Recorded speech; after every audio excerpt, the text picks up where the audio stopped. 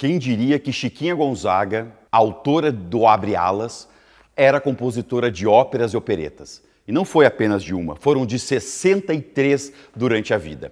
A primeira delas, Festa de São João, permaneceu inédita até após a morte da compositora. Eu sou o Gerhard Hager e este é o Ópera Sem Drama.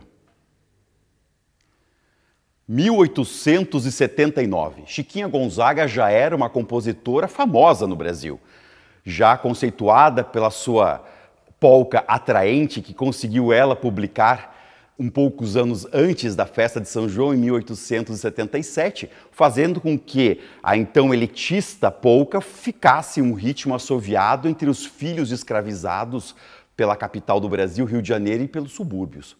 Chiquinha Gonzaga, que enfrentava problemas no casamento e tinha que criar os filhos sozinha, percebeu que o que dava dinheiro nos teatros e na música de então, daquela época, eram as peças de palco.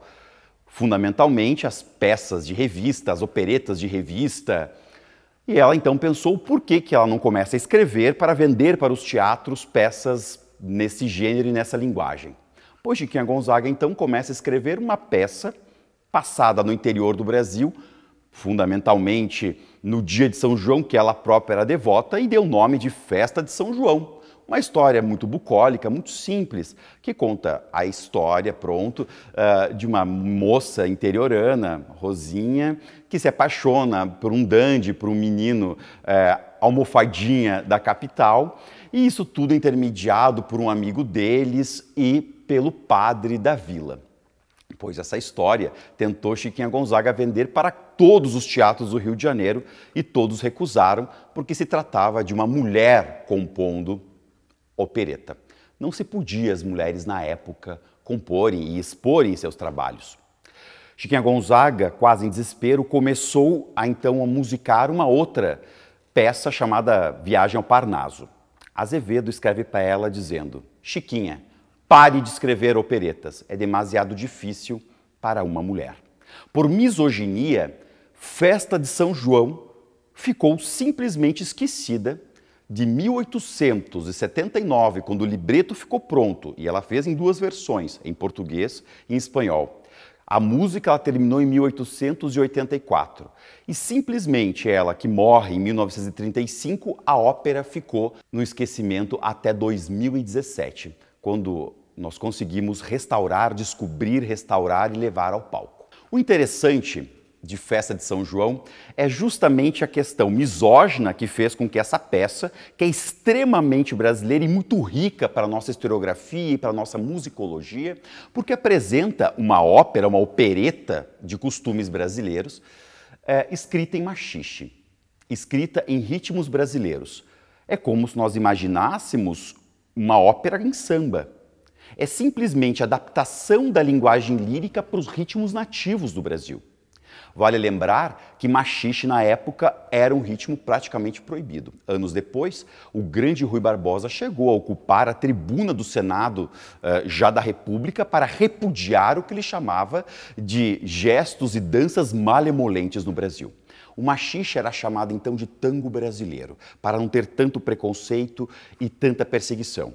E ela, corajosa, escreveu sim uma opereta em ritmo de samba, uma opereta em machixe, e isso não foi levado a ser na época, mas é um estudo, é um retrato dessa música brasileira e dessa tentativa de fazer música nativa, dessa tentativa de construir uma ópera nacional com os nossos ritmos locais.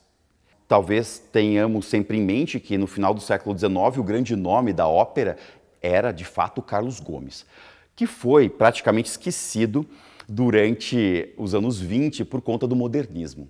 Oswald de Andrade, ou Osvaldo de Andrade, por exemplo, repudiava no seu Manifesto Pau-Brasil, no Manifesto Antropofágico, a música que era feita para o europeu escutar, por um brasileiro, usando personagens brasileiros travestidos em corpos europeus. Ele não queria a história de Peri Ceci do Guarani cantada em italiano, montada por europeus. Essa tentativa de construir uma música nativa já era presente na época de Carlos Gomes.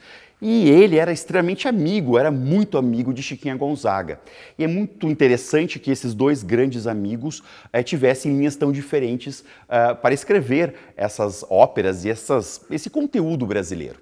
Nós conseguimos localizar Festa de São João, que foi restaurada pelo Braga e pelo Douglas Passoni, Alma Nossa de Ponta Grossa, aqui do Paraná, grande restaurador, e que eu em especial, restaurei o libreto. Juntando uma equipe primorosa de produção, conseguimos, com o apoio total do Centro Cultural Teatro Guaíra, com os cenários, com os figurinos, com a coreografia da Lia Comanduli, fazer um corpo de baile, um coro infantil de crianças da Escola Pública de São José dos Pinhais, com o Coro Lírico de Curitiba, com a Companhia Paranaense de Ópera, montar e estrear pela primeira vez Festa de São João, que é um documento, repito, extremamente importante para que nós consigamos entender o início da nossa música e da nossa ópera brasileira.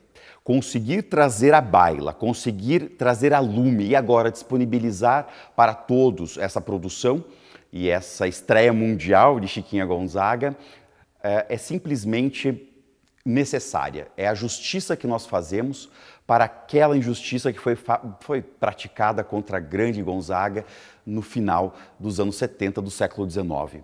Ficou por mais de um século adormecida, quase fechando um século e meio, para que hoje nós conseguíssemos aplaudi-la.